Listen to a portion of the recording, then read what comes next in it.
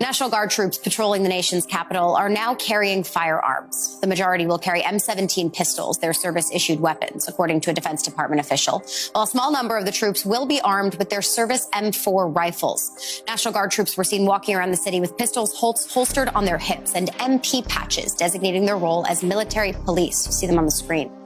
Donald J. Trump has a list of 19 states that he's sending the National Guard to, including Chicago, Illinois. Chicago's a killing field right now. And they say, we don't need him. Freedom, freedom. He's a dictator. He's a dictator. A lot of people are saying maybe we like a dictator. So at the end of last year, in October of 2024, I warned you that politicians, the people that they put on stage and tell you are authorities, which are actually just actors. You're fired. You're fired. You're fired. You're fired. You're fired. You're fired. Politicians were creating a situation where a president could be elected and he was going to come in and clean up the mess that Joe Biden caused.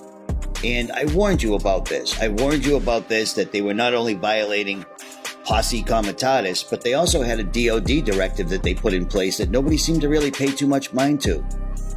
Maybe this will refresh your memory. Of course, you haven't seen this on the news, but effective September 27, 2024, the Department of Defense put out a DOD Directive 5240.01.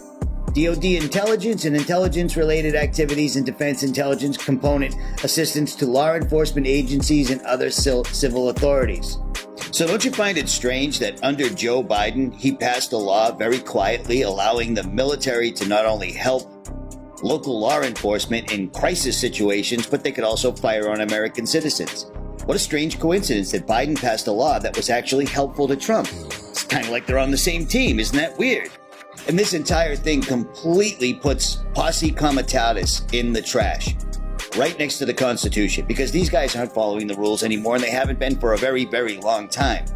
But this is now boots on the ground all around us. But the strange thing is where Trump is putting troops doesn't really make all that much sense. Of all the states he announced for deployment, strangely, out of the top 5 most dangerous cities in America, only one of their states is on the list. That being Tennessee, since Memphis by crime rate is the most dangerous city in America. But instead of Oakland or fucking St. Louis, this man is sending the National Guard to Nebraska.